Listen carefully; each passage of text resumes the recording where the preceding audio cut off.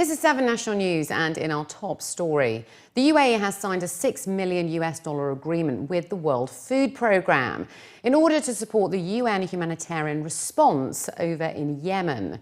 The UAE has contributed the equivalent of 22 million dirhams to the WFP in support.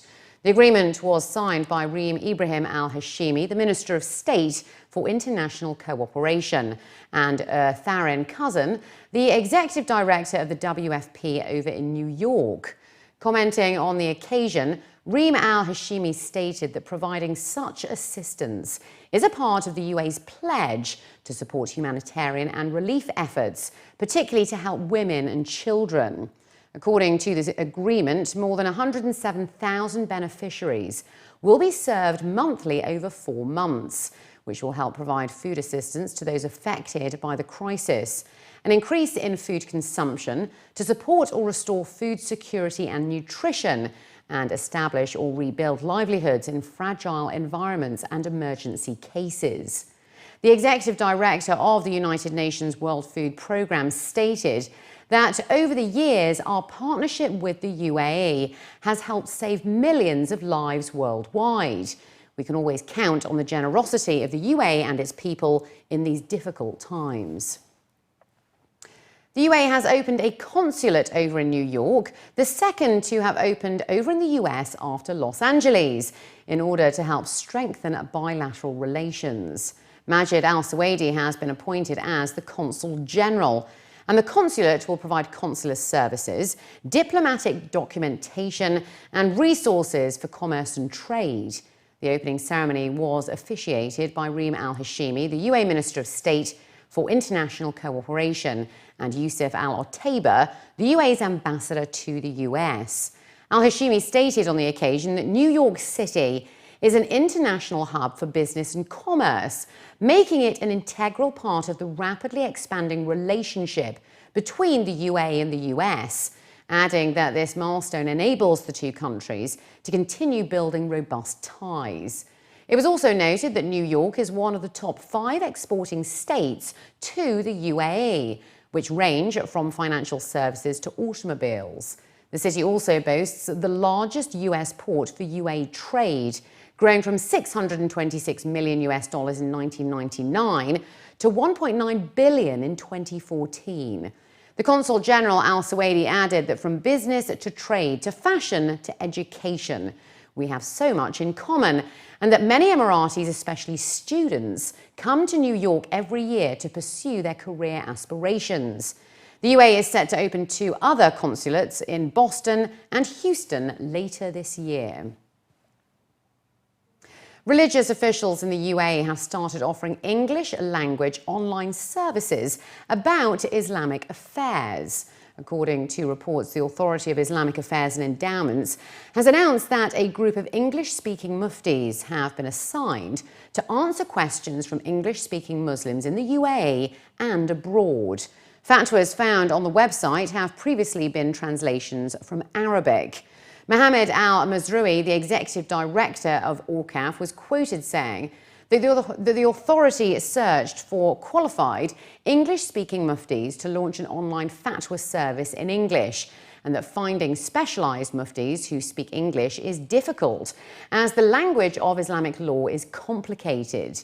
The muftis have received about 15 to 20 questions a day since the services were launched, which range from inquiries about basic acts of worship and seasonal practices like Ramadan and Hajj, to more specific questions from Muslims abroad, such as eating meat that is not certified as halal.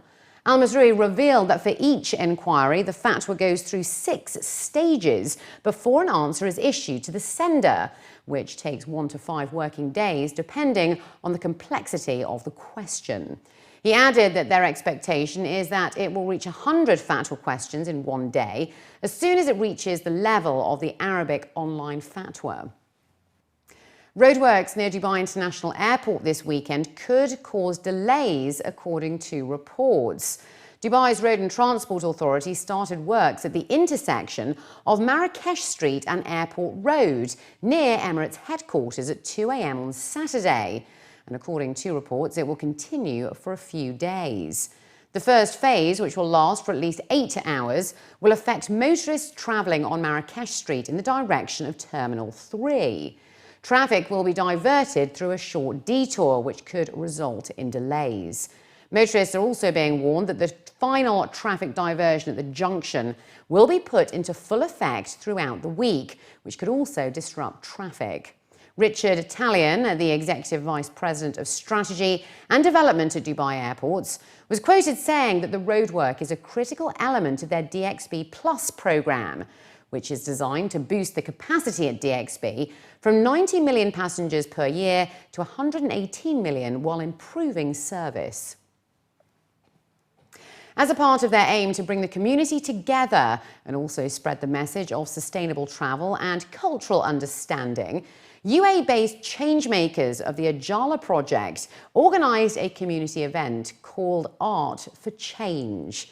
Through a night of music and creativity at the Serkal Avenue, Ajala's local changemakers, or nomads, delivered talks where they shared experiences of their travels and projects in the hope to inspire and empower people towards making a difference.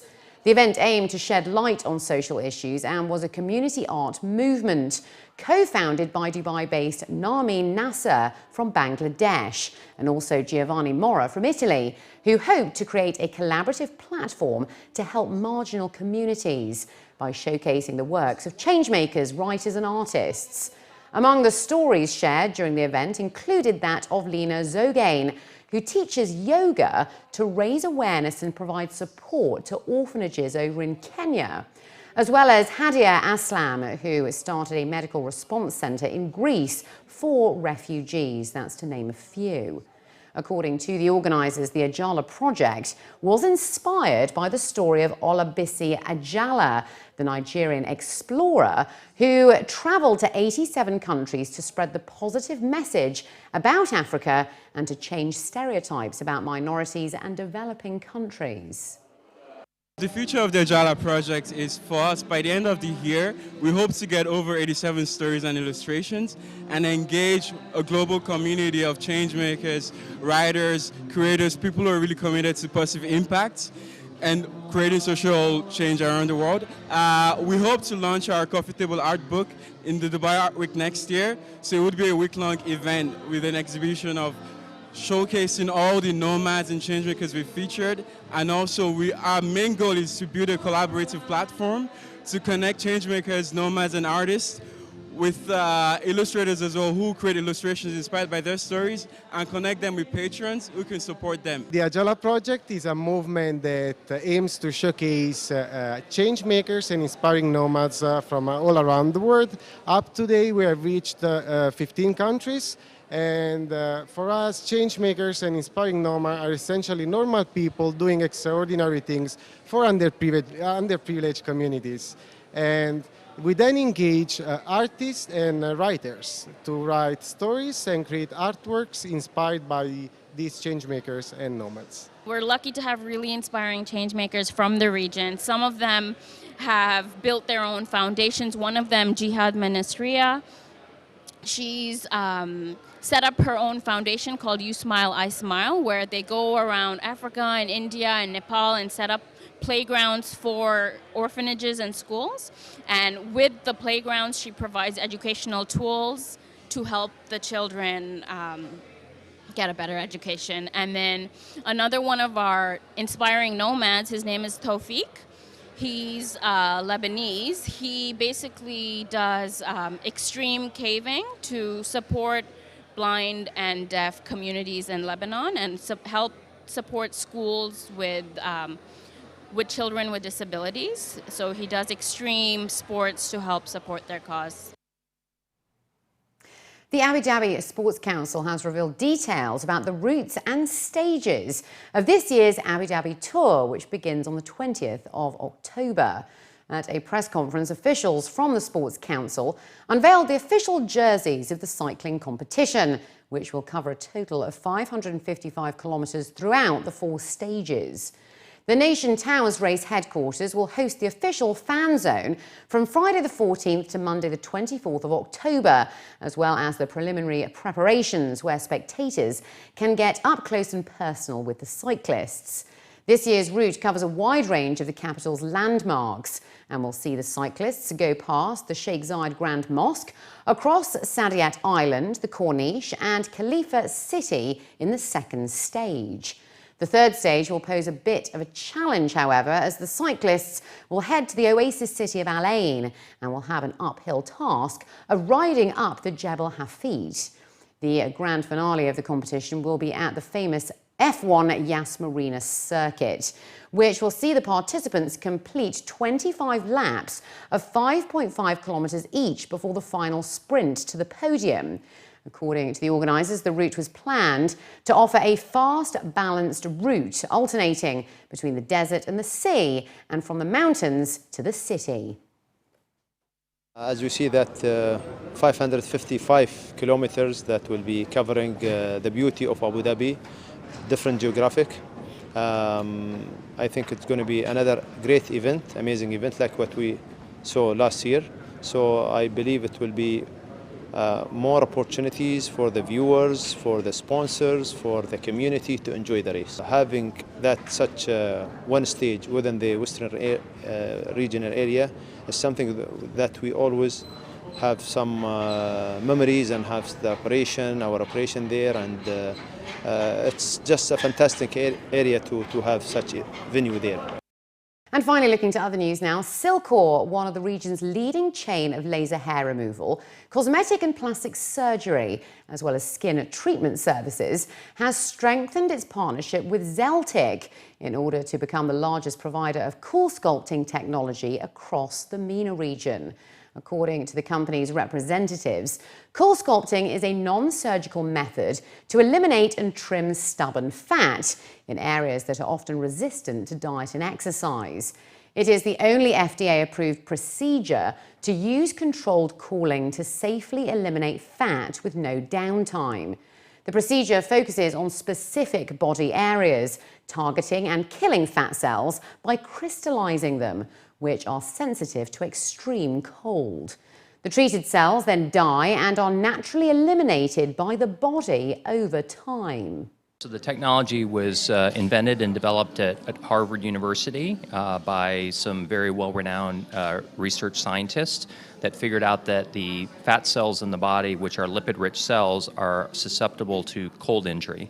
And based on that premise, they came up with this idea. They filed intellectual property, spent about $80 million developing the technology to the point where we can completely non-invasively use cold from the outside of the body to target the fat cells. And through that process, only the fat cells are damaged. And then the body comes in, recognizes them as dead cells, clears them out through the normal body process of the lymph system, the liver, and then excretes them normally. We're in over 70 countries, but as we look at our market research in the Middle East, it's a group of consumers that care about how they look. They're great aesthetic consumers of different products. They care about brand. They want the best. And we really feel like as we grow as a global company that the Middle East is going to be one of our biggest growth opportunities as we go forward. According to the managing director of Silkor, with an average customer satisfaction score of 4.5 out of 5, Silkor's new tie-up with Zeltic is in line with the brand's ongoing efforts to provide their long-trusting clients with the latest and safest services. She also spoke about the rapid growth of the aesthetics industry in the region, especially among men. Of course, media has a big role. I mean, today I don't see any magazine where you see somebody who doesn't look good. I mean, unfortunately, all right? It's the media, it's the social pressure, etc. But what we try to do, because we think long term, again, we've been for 20 years, so we don't want, what we do at Silkor is that we give what you need. So we have turned down actually a lot of clients, like people coming in and telling us, I want to do this. You know, I want to become like this, you know, model or actress, etc. And we just tell them, you know, this is not for you, and you're okay. So what we actually try to do, we give personalized, you know, packages, what you need in particular. The industry is increasing Very, very well. It's a very healthy growth, the way I see it. So we're getting demand from everywhere, and you'd be surprised to know that we have more than 35% of our clientele across all centers are men.